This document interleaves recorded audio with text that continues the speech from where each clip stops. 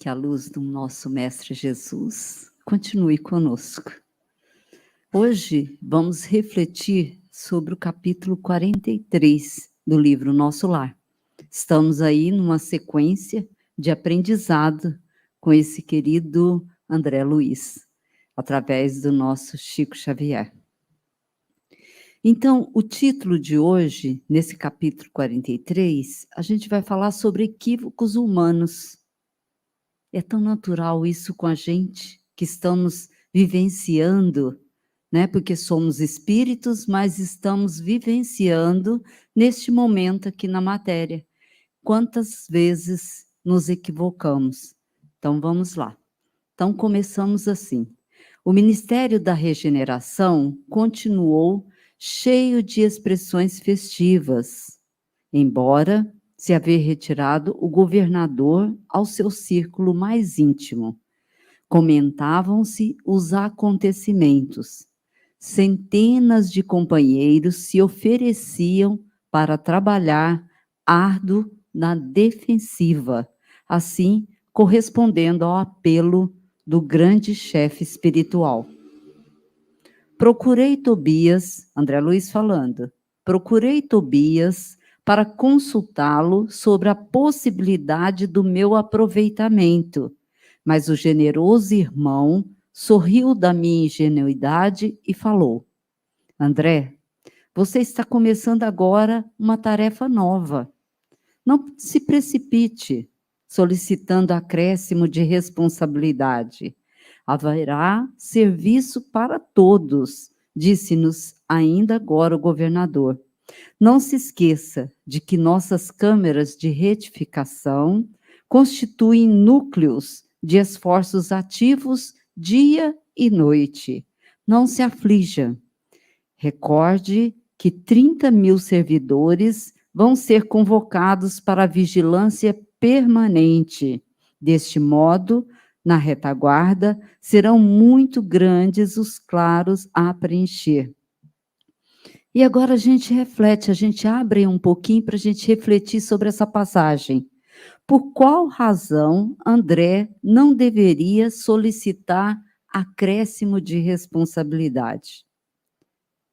Numa organização estruturada, como o Nosso Lar, cada qual deve desempenhar o seu papel e abraçar a sua responsabilidade, procurando fazer o melhor, na certeza de que há uma organização, uma coordenação capaz de suprir e articular as necessidades gerais.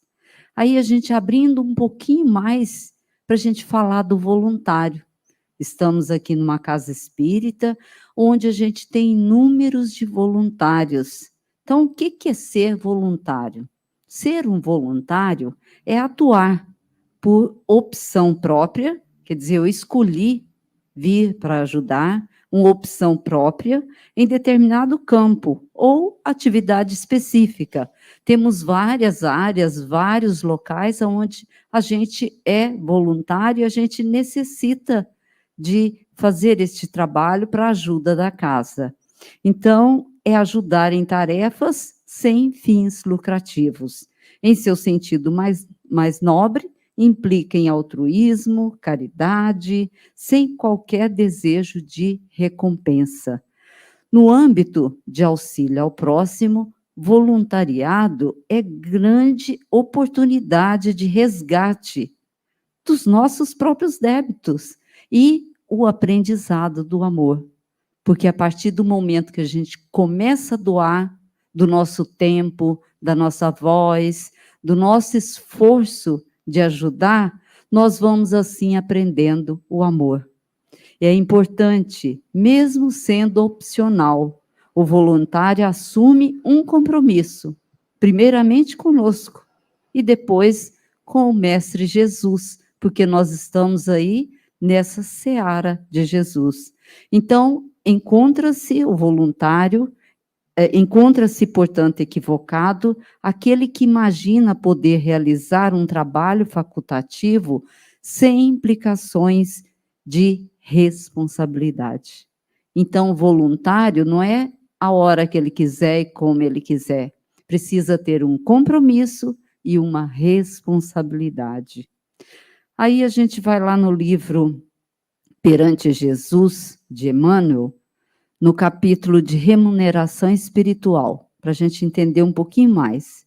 Além do salário amoedado, o trabalho se faz invariavelmente seguido de remuneração espiritual respectiva, da qual salientamos alguns dos itens mais significativos.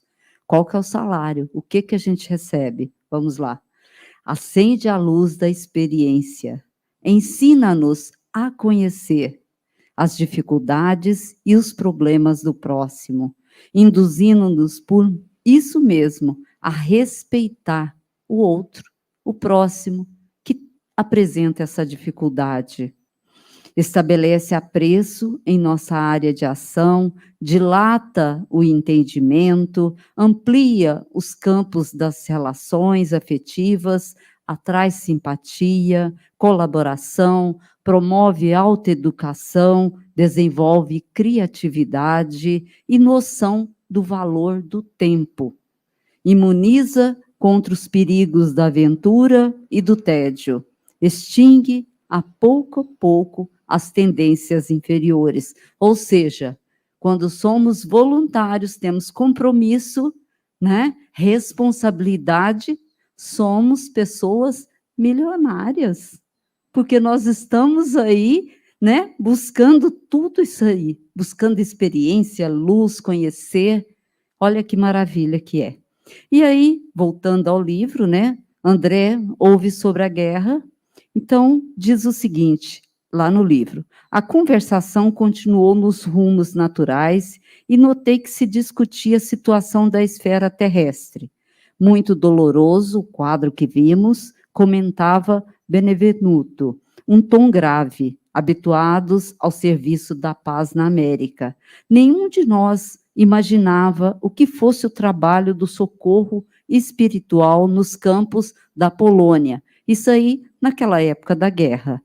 Tudo obscuro, tudo difícil. Não se podem ali esperar claridades de fé nos agressores, tampouco na maioria das vítimas, que se entregam totalmente e pavorosas impressões.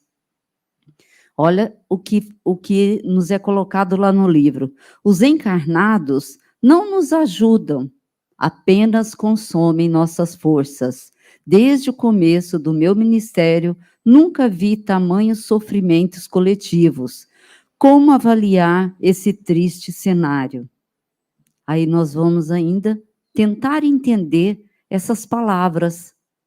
Então, na esfera espiritual, tudo obscuro, tudo difícil, em decorrência da atmosfera fluídica, porque a energia de uma guerra, numa época de uma guerra, é uma energia escura, né? Então, resultante de terror dessa guerra, dos sofrimentos coletivos, do ódio dominante, possibilitando assim o envolvimento e atuação de forças no mal, servindo a discórdia, influenciando líderes. E na esfera terrestre, isso na espiritual, e na terrestre, agressores sem qualquer traço de compaixão, voltados à destruição e extermínio, e vítimas em profundos sofrimentos, ou seja, um cenário desolador. E por que o ministro diz que os encarnados não nos ajudam, apenas consomem as nossas forças? Por que será? Vamos lá. As equipes espirituais socorristas atuam no sentido de dissipar as nuvens escuras daquele cenário, doando fluidos benevolentes que promovem os sentimentos nobres do amor, misericórdia, consolação, força, esperança, auxiliando no tratamento das feridas do corpo e da alma. Porém, para acesso às criaturas em desequilíbrio, necessita de algum lampejo de luz em suas mentes, que permitam a ajuda efetiva. Caso contrário, suas energias são somente consumidas pelo desespero e pela cólera reinante naquele momento. Então, olha a importância, mesmo que a gente esteja vendo na mídia, vendo na TV só aqueles quadros difíceis, tristes, que nós possamos nos ligar ao plano espiritual, à equipe médica e a toda a espiritualidade do bem, para que essa energia que estamos vibrando seja energia para colaborar na ajuda dessas pessoas nesses momentos.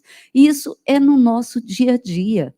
Mesmo casos pequenos, quando a gente está em algum lugar e, de repente, algum conflito, alguém discute, nós não vamos entrar ali para falar alguma coisa, mas nós vamos fazer a nossa prece, nós vamos elevar o nosso pensamento, nós vamos pensar em amor, caridade, fraternidade.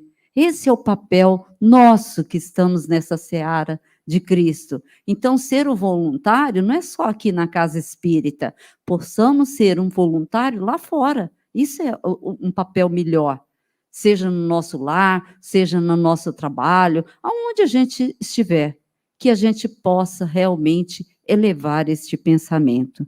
Então, a criatura encarnada ou desencarnada, onde estiver, respira entre os raios de vida superior ou inferior que emite ao redor dos próprios passos. Ou seja, somos sintonia, somos pensamento, pensamos vibrando. Se vibra, a gente mentaliza aquele quadro. Então, que possamos vibrar quadros de alegria, de fé, de felicidade, de amor. Então, ele fala aqui, ó, tal qual se confunde nos fios escuros que produz a aranha ou a andorinha que corta os altos céus, as próprias asas. Ou seja, estamos no mundo na matéria, estamos encarnados, mas nós estamos aqui junto com os seres desencarnados. Nós estamos na mesma atmosfera, basta o quê? Conectar. Vamos conectar, então, com a equipe superior? É como a gente está em casa, não queremos assistir aquele canal e a gente muda de canal. Não, eu não quero assistir esse, eu quero assistir um outro que me eleva, que me faz melhor, né? Que a gente possa mudar os nossos pensamentos para o bem. Então, o livro, na questão 521 do Livro dos Espíritos, o comentário de Kardec. Em toda parte onde as leis consagram injustiças contrárias à humanidade, os bons espíritos estão em minoria e a massa dos maus se reúne. Então, a importância da gente estar conectados no bem, a importância da gente estar vibrando no bem, para que a gente possa se unir a essa equipe do bem que tenta suprir, né? Que tenta avançar acima desse mal que a gente fala, é o mal por falta de conhecimento, porque a partir do momento que a gente conhece, a gente vai trabalhar no bem. Então, a gente vai estudar, a gente vai compreender que o bem vem de Deus e somos filhos de Deus. E aí, voltando no livro, né, o ministro Benevenuto, ele fala, nunca como na guerra evidencia o espírito humano, a condição de alma decaída, apresentando características especialmente diabólicas. Vi homens inteligentes e instruídos localizarem com minuciosa atenção determinados setores de atividade pacífica, para o que chamam impactos diretos. Bombas de alto poder explosivo destroem edifícios pacientemente edificados. Aos fluidos venenosos da metralha causam as emanações pestilentas do ódio e tornam quase impossível qualquer auxílio. O que mais sensibilizou, porém, foi a triste condição dos militares agressores, quando algum deles abandonava vestes carnais, compelidos pela circunstância, dominados na maioria por forças tenebrosas, fugiam dos espíritos mencionados, chamando-lhes todos fantasmas de cruz. Agora, por quê? Após o desencarne, militares agressores fugiam, né? Fugiam daqueles que foram até lá para socorrer, daqueles que iriam lá para dar a força, o equilíbrio. dominados, na maioria, por forças tenebrosas, o que faziam? Tornavam-se prisioneiros de suas próprias emanações mentais, sintonizados pelo ódio e pela maldade. Então, por isso, a importância, aonde está o nosso pensamento? Aonde está o que acreditamos? Se está no bem, que nós possamos nos ligar ao bem, ao bom. Então, segundo o ministro, qual a razão para semelhante calamidade em países avançados culturalmente? Então, veio a pergunta: por que será tanta inteligência, com tanta cultura, por que existe essas guerras? Falta de preparação religiosa, isto é, ausência de Deus, de espiritualização, de um sentido maior para a vida, de fé, de conexão com o sublime. Isso aqui está lá no livro, gente. É engraçado porque parece que a gente escreveu agora. Isso aqui não é palavra minha, está lá no livro. É impressionante como a gente vai vivenciando, né, um momento onde a gente precisa refletir sobre isso. E ele continua, né? Ele continua falando para a gente: falta de entendimento em relação ao caminho e verdade do Cristo, de uma sustentação que ultrapasse as barreiras da materialidade, que dê esperanças futuras, que traga o sentido de todas as coisas, o amor, o bem, a harmonia, a moral, a caridade e a fraternidade. Aí a pergunta que a gente fala: estará a humanidade livre de guerras? Ela é a consequência natural dos defeitos das leis humanas. A gente, com esse egoísmo de querer ter tudo, de querer ser, de querer ter, aliás, em vez de ser, a gente acaba atrapalhando tudo. Então, são esses defeitos nossos neste momento. Então, a necessidade imprescindível do momento do mundo é a solução dos problemas educativos. Faz-se precisa a educação pessoal e coletiva. Da primeira, decorre o progresso particular, porque não adianta eu querer arrumar o outro, consertar o outro, falar que o outro que está errado. Eu, primeiramente, preciso olhar para mim, ver quais são as minhas ações, quais são os meus atos, aí sim, do particular para o coletivo. Mas eu, como exemplo, né, não querer consertar o outro e eu me achando a melhor, a perfeita, né? Então, e o espiritismo aí? Né? Estamos aqui numa casa espírita e acreditamos, e o espiritismo? Então, a gente escuta aqui, ó, há mais de, olha quantos anos, né, que Kardec nos trouxe o conhecimento do espiritismo. Então, há 170 anos, nesses 170 anos, o espiritismo é muito novinho para esse nosso entendimento, mas nós estamos a caminho, estamos lá. Vamos estudar para que possamos cada vez mais ter esse entendimento. Aí, Benevenuto sorriu, esboçou um gesto extremamente significativo e acrescentou: o Espiritismo é a nossa grande esperança, por todos os títulos. É o consolador da humanidade encarnada. Não foi isso que Jesus falou? Ele esteve aqui conosco, mas ele iria embora. Mas ele enviaria o Consolador prometido. Quem é o Consolador? É o Espiritismo, que nos eleva, que nos clareia, que nos traz essa verdade, que nos liberta.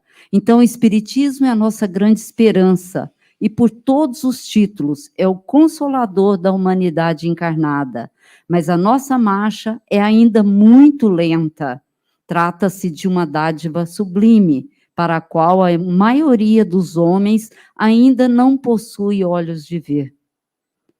Refletindo, qual a contribuição do Espiritismo nas mudanças necessárias da humanidade para que não haja mais guerras nem destruições provocadas pelos homens?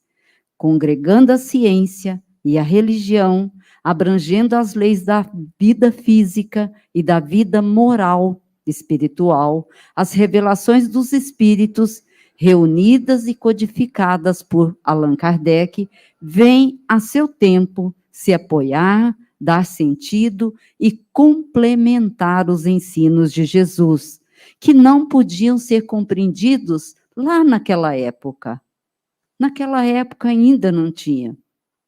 Agora sim, já temos maturidade para esse entendimento, para essa compreensão. Então, o Espiritismo chega descortinando as respostas dos questionamentos mais profundos da humanidade, provocando as reflexões necessárias às mudanças. Mudanças de quem? Do outro? Não, mudanças minhas.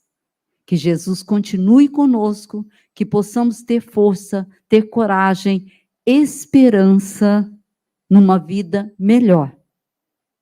Graças a Deus.